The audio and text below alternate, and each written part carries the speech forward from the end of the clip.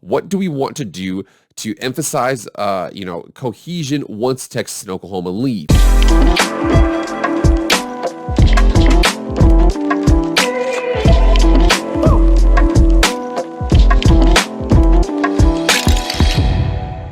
What is up, everybody? It is Jake with Master Football, back at it again. Happy Friday. Thank you so much for being here.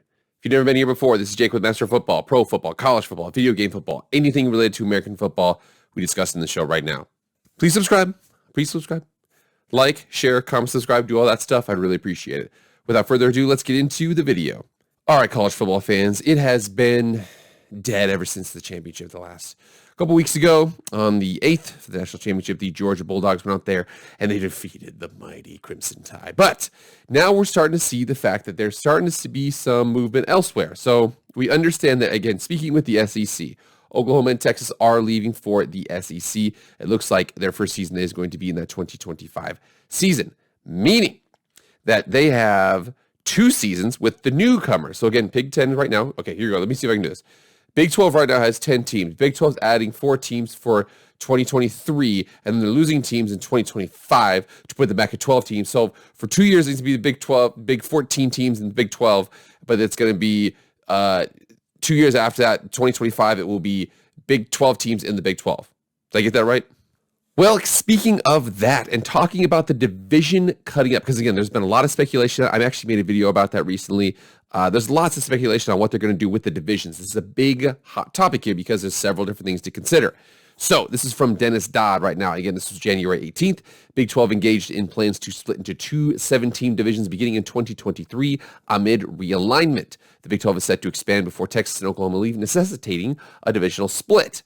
So speaking of this is a very, very important factor because there is several things that are going on right now. One of the big things that everybody forgets, obviously there's the exit fee, which I believe was somewhere in the $80 million range per school. That's nuts. Now, the reason why they would pay that was because they would get out early. However, a very, very key indicator that they're not talking about right now is that if they leave early, it's $80 million. Also, there has to be a discussion about the grant of rights. The grant of rights is worth even more than $80 million, in my personal opinion, okay? That's going to be tier 3 money. That's going to be lots of other different things there over the course of that time that could add up.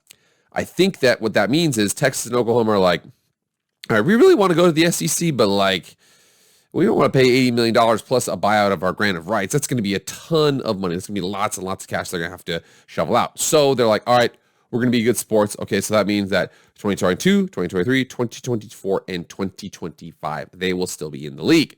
So 2022 is going to be the 10 teams. 2023 and 2024 is going to be the seasons when they're going to have the additions of BYU, Cincinnati, UCF, and Houston. So you continue on here to see how they want to do that because they're going to have 14 teams for 2 years. What are they going to do there? So it says here, the Big 12 is engaged in plans to split into 2 7-team divisions in football beginning in 2023, temporarily restructure as a 14 team as realignment process unfolds, league sources tell CBS Sports. Big 12 athletic directors, including those from conference newcomers BYU, Cincinnati, Houston, and UCF, met last month in Las Vegas to begin deciding how the league will look for 2 seasons, 23 and 24, ahead of Texas and Oklahoma departing. So man, it talks about a couple different things here, but what they want to do now is that they're going to be 14 teams for 2 years and then go back down to 12. Now, this is not considering any further expansion from there, but the big conversation that they're having right now is what do we want to do to emphasize, cohesion once Texas and Oklahoma leave? I think that's most important right now because the league is in flux. The new members coming in, there's buyouts, there's this, there's that. They want to make sure that when Oklahoma and Texas leave, when the dust settled, so to say, for now, when the dust is settled, that they don't rock the boat too much with the people who are staying. They don't want to upset them too much. But again, it comes down here. So it says right here from Big 12 Commissioner Bob Bowlesby, we've got subcommittees in several sports that are talking about structures, conference office staff, ADs, sports administrators, and coaches involved in sport by sport basis. They are all doing the same thing. So continuing down here, there's one very, very important part here that I want to go through this. So it says here, we're going to sort it all out and figure out what divisions look like and what the competition model will be and all that. Stewart, a member of the working group addressing the situation. It also says one person involved in this process said it would be easier if we don't reshuffle the deck in 2026 by placing Texas, Oklahoma in opposite divisions beginning in 2023. That would allow the Big 12 to conceivably stay with the same composition of 2 16 divisions moving forward in 2026 without the Horns and the Sooners. One working group member joked that Texas and Oklahoma should be placed in the same division to assert at least one of the programs wouldn't play for the football championship. The two superpowers ripped apart the Big 12 and the FBS with their July decision to leave the SEC, so kind of a little bit of revenge there. One really strong, and again, he's at Cruz's Corner. He's a West Virginia fan, does really good work. I encourage everybody here to go subscribe to him. Okay, and I've got him. I'll make sure I put his channel's link in the description. But come down here and check it out. So he's got this video. It says Big 12 moving to 17 divisions. So this is the right here, this is the format that Dennis Dodd has that they were discussing right now, a North and a South division. In my personal opinion, I don't like this. So if you come through and you see this right now, I'll make sure you can see this all the way in the corner. So this is the North division, and this would be the South division. So South is Texas, Texas, Texas, Texas, Texas, Florida, and West Virginia. It's kind of a weird one right there. And North would be Cincinnati, BYU, almost 2,000 miles across from each other. Iowa State, Kansas, Kansas State, Oklahoma, and Oklahoma State. I'm not a big fan of that, and especially because of, and again, Couz over here was a big thing he was articulating was the fact that West Virginia would like to set up a rivalry with Cincinnati. So as a reference point here, this is Cincinnati to Morgantown, West Virginia. This is 309 miles. That is a reasonably close rivalry for them to have. If you think about the other rivalries here, this is Baylor to Texas Tech. Now, I know Texas Tech is kind of far out there, but at the same time, they've been playing since 1929. That was when their series started. So that is 354 miles. And then here we are with Oklahoma so Norman, Oklahoma to Austin, Texas. That is 372 miles. So that is closer than both of those. It is an obvious geographic rivalry when you look at the FBS map. Speaking of the FBS map, here we are. So we see here. So it would be Cincinnati and West Virginia. These two are obvious rivals. Obviously, we have down here, we have UCF. Actually, UCF's right here, excuse me. And then this dot would be going away. This dot would be added. And then this dot would be going away. So if you think about that, this makes an obvious rivalry. But they would split these up to where this Cincy would be in the north and West Virginia would be in the south. Doesn't make a lot of sense to me. In fact, I want to show you what I think would make more sense in a second here. So here are with Cruz's Corner, and again, he had a couple different breakdowns. Here he has one that's kind of crazy, so the Red River Division, basically just like Oklahoma and Texas, and then everybody else, and then Mid-America Division, Big 12 North, Big 12 South. My favorite one is this Big 12 East, Big 12 West. Let me explain the situation here. So the reason why I like this one so much is because there's only really one team that would have to flop once it leaves. So I obviously think that BYU is the most Western team, and then the Texas schools can all stick together with each other.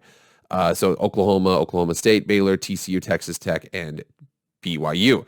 And then Texas is up here.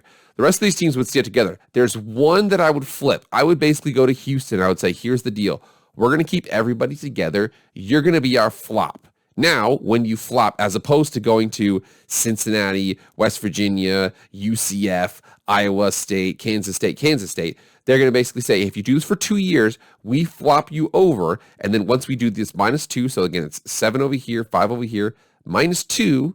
So then we flip them over. That's the most obvious choice for me. It allows Cincinnati and West Virginia to maintain that rivalry. It allows Houston to still be able to play in the Big 12, but when they switch over, they get the added bonus of, yes, they might lose their potential year-to-year rivalries with UCF or Kansas or West Virginia, but what they would gain was now that every year you're going to play Oklahoma State, Baylor, TCU, Texas Tech.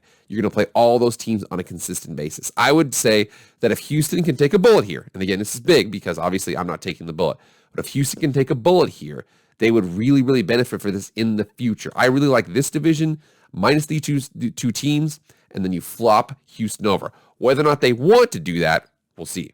That's my personal opinion about what I think should happen here. I think that, it depends, obviously, because there's lots of things they have to worry about, conferences and basketball and this and that and everything like that. But I do think that Houston, they're going to go to Houston and listen, you're in. We're happy that you're in.